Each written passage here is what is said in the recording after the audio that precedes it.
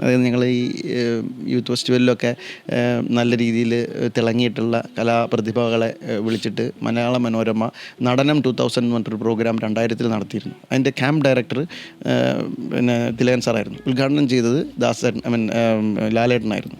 ലാലേട്ടൻ ഉദ്ഘാടനം ചെയ്തു. അതിനുശേഷം എല്ലാവരും ജഗദീഷ് സാറ്, പിന്നെ ഫാസിൽ സാറ്, അതുപോലെ നമ്മുടെ മുകേഷ് സാറിൻ്റെ അച്ഛനും അമ്മയുണ്ടല്ലോ, ഒ മാധവൻ സാറും വിജയലക്ഷ്മി മാഡവും, അവർ പിന്നെ നമ്മുടെ ആരൊക്കെയായിരുന്നു, പിന്നെ കലാമണ്ഡലം ഗോപി ആശാൻ, അങ്ങനെ ഒരുപാട് പേര് വന്നിട്ട് നമ്മളെ പഠിപ്പിച്ചിട്ടുണ്ട്. അത് ഒരു 4-5 ദിവസത്തെ പ്രോഗ്രാമായിരുന്നു മനോരമ ഹെഡ് ക്വാർട്ടേഴ്സിൽ വെച്ച്. അപ്പോൾ അതിനിടയ്ക്ക് വെച്ചിട്ട് തിലകൻ സാറ് പറഞ്ഞൊരു കാര്യമാണ് ഞാൻ ഈ ഓർക്കുന്നത്.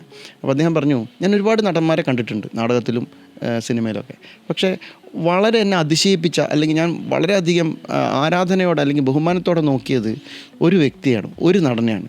ആ പേര് കേൾക്കുന്ന സമയത്ത് നിങ്ങളാരും ചിരിക്കരുത്, അത് മറ്റാരുമല്ല, എൻ്റെ മകൻ ഷമ്മി തിലകനാണ്.